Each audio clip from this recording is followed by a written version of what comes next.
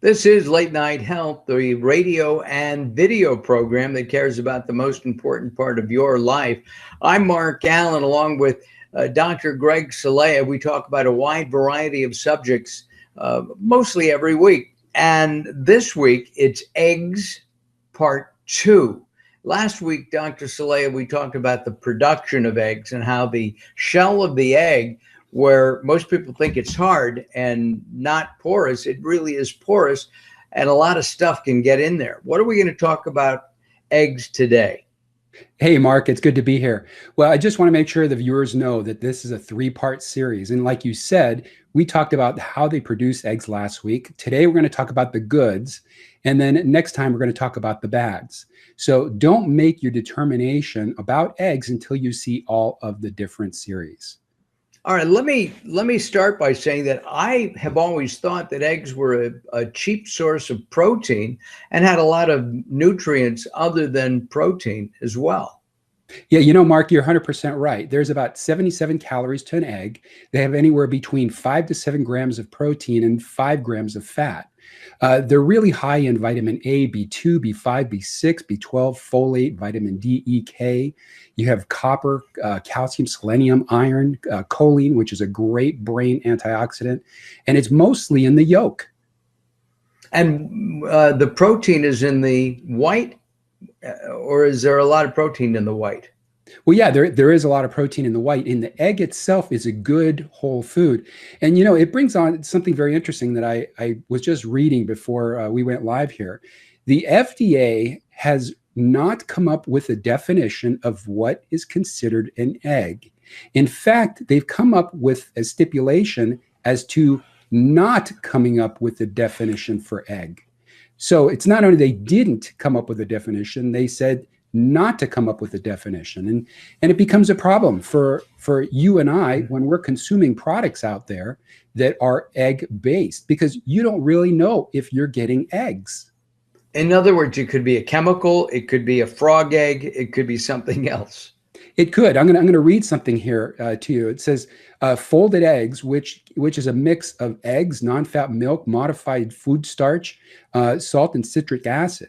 And so people are using eggs as a term for other foods and not necessarily eggs.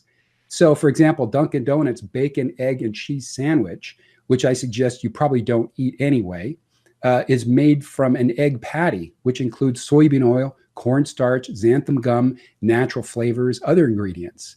And then you have a Starbucks puffy scrambled egg patty on its sausage, cheddar, and egg breakfast sandwich is made with soybean oil, modified food starch, butter flavor, and guar gum, and other ingredients. So you can understand a little bit what we're talking about here. You have to come up with a definite, and in fact, in all reality, you shouldn't really even have to come up with a definition of egg. It should just be implied, and you should have morals and you know, come up with what an actual egg is and include it in your food. But that's not the case anymore. Right. An egg should be an egg from a chicken, because that's what we normally think about it. But I eat, for example, salmon roe, which is caviar or eggs from fish. And I like it. The one that I buy is salmon roe and salt. That's it. But it's an egg. And it could be confusing when you're buying something pre-made, especially like you're talking about the Dunkin' Donuts and Starbucks egg sandwiches. Right. And, you know, you go someplace and they say eggs, and who knows what liquid concoction that's going on. And I don't know about you, but I've been to hotels where they serve eggs, and there's different form of eggs that they're giving you. So if you order an egg over easy and you go to one of those bars where they have people make the food right then and there for you, you know, you'll see them crack an egg. But let's say you want an omelet. They scoop a bunch of battered, what looks like eggs, out of a container and put it on the grill to make your omelet. And you know, who knows what's in there, right? It's probably not. It usually comes out of a box. I don't know if you know, usually that box is made somewhere in a factory. I highly doubt that the hotel or wherever it is, it's making it. So I don't know what's in there. It may be real, but most of the case, I would probably say it's not. I know that a couple of weeks ago, as you know, I was out of town and I stayed at a place that served a morning breakfast. and the omelet was either an egg omelet or they called it a cheese omelet, and it was frozen. I could tell that, they nuked it in the back. It was not very tasty. I ate it once, and it's not worth the fact that it's free or included in the price of the room. And I asked about it, and they couldn't answer the question. If it was, they wouldn't answer the question. Is this frozen? Is it pre-made? Pretty scary stuff. Yeah, and that's why I tend to stay away from all that stuff. I mean, I know this probably sounds kind of weird, but for me, I'd rather starve than eat junk I don't know what it is. So starving is not a bad thing for you. Intermittent fasting is wonderful. I'd rather starve. Going back to eggs and choline, we mentioned choline. Choline is a great water soluble supplement. It's not a vitamin or a mineral, but it's closely related to the vitamin B family.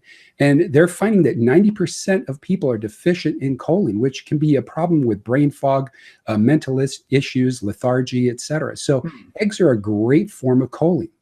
Interesting. What about supplements for choline? I've seen this. Sure, you can get supplements for choline, and they're fine too. But eggs are great. And the other thing is how they produce the eggs. And we kind of talked about this last week a little bit. But when you pasture raise chickens to produce eggs, you're doubling the omega-3 content, which is anti-inflammatory. You're increasing the vitamin A, E, and supplements as well, or vitamins as well. So to pasture raise a chicken that's producing eggs is really much healthier than the standard way. And some people can confuse pasture raising with organic. And organic means that they're feeding it good food, but you don't necessarily know if that animal is kind of walking around free or if it's stuck in a barn somewhere and still doesn't see the light of day. Exactly. I know that you're calling it pasture raised. I've heard the term free range chicken, and that would be the same thing. Same thing. Grass fed, pasture raised. It's all the same. And so, of course, have you ever owned chickens? I have not. I my neighbor has them. I try to find eggs that are grown by somebody locally that I understand what food that they're consuming or feeding their chickens. The other thing, and I don't think I mentioned it last week, but there's some great local, smaller health food stores that sell great eggs as well. I know that we have one locally here, Lassen's, and you can get good products there. You don't have to worry so much about all the garbage going on like on the rest of these big, huge stores. Right. Whole Foods also carries a range of eggs that are free range or pasture raised and organic. Yeah, they do. And here again, it goes back into the processing, right? So, but eggs are a great food for a lot of people. And like I mentioned last week, and we're going to talk a little bit more about it next time, that they may not be good for certain people. Let's talk about the good. You mentioned omega-3s. Now, omega-3s, that's what's found in fish oil or fish, correct? Yeah, correct. And vegetables as well. And when we consume more omega-3s, we're decreasing the amount of omega-6s. And the omega-6s are everywhere, but they're inflammatory. So omega-3s are anti-inflammatory, and they're really healthy for you, and they're extremely healthy for cardiovascular health as well. So, and that brings us to a bunch of research. So they've had many, many studies, and one of them was that the subjects consumed 2 eggs a day for 6 weeks. And what happened was they increased their HDL 10%, which is the good transport mechanism. It changed the particle size of LDL, which is great. It made it large and buoyant, and it decreased triglycerides. And you're talking about cholesterol with the HDL and the LDL. Theoretically, yes, but cholesterol, and I go through this every single day with patients. Cholesterol is not the problem. It's needed for everything in your body. It's needed for your brain, for your cells, for every hormone. And cholesterol is not the issue. And your body makes the most cholesterol that's in your body, so to speak, right? Your body makes cholesterol. There's only a certain percentage of people who need to be concerned about cholesterol in their food. In other words, there's been no conclusive study to show that if you eat a lot of cholesterol, that your cholesterol is going to raise. Exactly. And there was another study where subjects consumed 1.3 egg yolks a day. you know, I don't know how you do 1.3 egg yolks, Yeah. for 4.5 weeks. And they increased their lutein 28 to 50% and zeaxanthin by 114 to 142%, which is a great antioxidant and is phenomenal for your eyes. Also, you know, we should point out as we're talking about the good of eggs, they're cheap. Even organic eggs at what, $4 a dozen, $5 a dozen, are about 60 cents a piece. They are. They're wonderful. And they're a great food for a lot of people. Not everybody. There was another study from the American Journal of Clinical Nutrition, and they looked at eggs over a 12-week period, and they noticed that it didn't increase cholesterol, triglycerides, LDL, or any type of sugar problems in people. So they are a healthy food, and that old standard of really cholesterol being a problem is really not there, unless the cholesterol is overcooked. And so it brings us to how we want to have our eggs. So eggs should be either, you know, we mentioned salmonella in the past, so raw probably isn't the greatest idea, but just lightly cooked. You should have your egg whites lightly cooked and your yolk runny. And what this does is it makes sure that you don't oxidize the cholesterol that is in there, which can become inflammatory. I like eggs. I think I mentioned this last week. I like my egg yolk runny. There's almost nothing better to me in taste than a runny egg yolk. I like it. In fact, I more than like it. I love it. It's a great taste, as well as I think I'm getting good nutrition, and you can do so many things to it. You can add a little bit of vinegar, a little bit of tarragon, and make a sauce out of it. You can, there's just so many things that you can do, but a lot of people like their yolk hard, like a hard-boiled egg. It's not the healthiest because when you do cook it hard like that, you're reducing the antioxidants, which are important for the egg, by about 50%. And, you know, when we go back to that study for American Journal of Clinical Nutrition, those subjects ate 12 eggs a week, and they didn't see any problem with cholesterol, triglycerides, HDL, LDL, and sugar issues. How many eggs can I eat a day and or a week for all the good benefits? You know, I think it goes down to what you're eating normally otherwise, right? I just watched a video the other day on these people that are doing carnivore diets. And the carnivore diet states that they're just eating meat. That's it, nothing else. And, you know, I'm a little concerned when people are doing things like that. And if you're living off of eggs, you have a problem. If you have a great diet with plenty of vegetables and low sugar fruits and everything natural, eggs aren't a problem as long as you don't overdo it. And that's the problem. You know, I don't think I would do 12 eggs a week. I just wouldn't do it. And I love eggs, but I'm not going to do it because I understand that moderation is really the key to health. So I'm having maybe 2-3 eggs a week at the most, but most of the time not.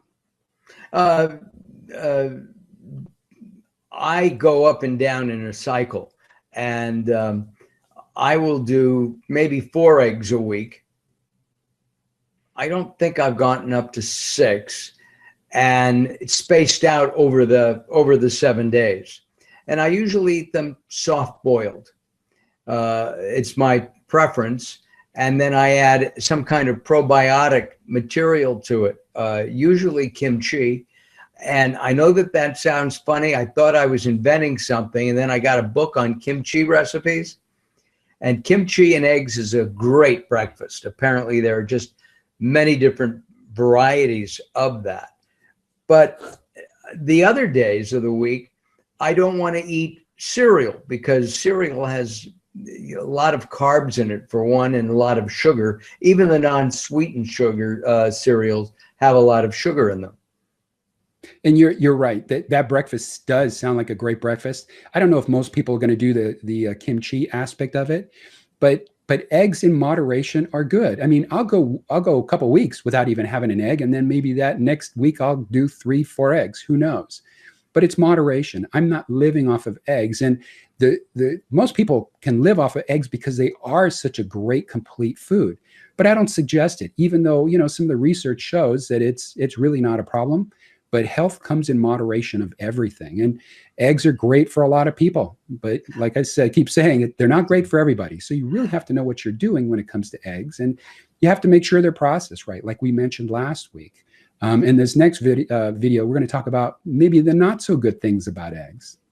Well, I just had one analogy with eggs to a salad bar. All the vegetables, assuming that they're organic, you mentioned Lassen's, they have organic vegetables and even dressings on their salad bar. However, the culprit in a salad bar is not the salad and the vegetables, it's usually the dressing. So if I'm going to do a cheese omelet with 3 kinds of cheese, that's kind of takes away the value of the egg, doesn't it? And it does. In the omelet, you are hardening that yolk. You're increasing the oxidation, which isn't good. So, omelets, scrambled eggs, probably not the smartest decision for health, unless you do it once in a great while. You hit it right on the head. So you have soft-boiled eggs, you have poached, you have sunny side up. You just need to make sure to keep that yolk runny, and you're going to get the most health from the egg. You can also make a lightly scrambled egg. I've done that. Well, no, anytime you increase the density of that egg yolk, you've oxidized everything in it, and it becomes a problem. So you're minimizing the antioxidants in the egg, you're increasing the oxidation of the cholesterol, and all that can increase inflammation. Dr. Celaya, thank you for joining us today. Next time we will have we'll talk about the bad aspects of eggs and those who should not be eating eggs either regularly or maybe even at all. If you would like some information from Dr. Celaya, go to drcelaya, drcelaya.com, drcelaya.com. Look around, lots of great information. Plus, for first-time visitors, if you go to, you could click on the make an appointment with Dr. Celaya and get a free 15-minute consultation with Dr. Celaya.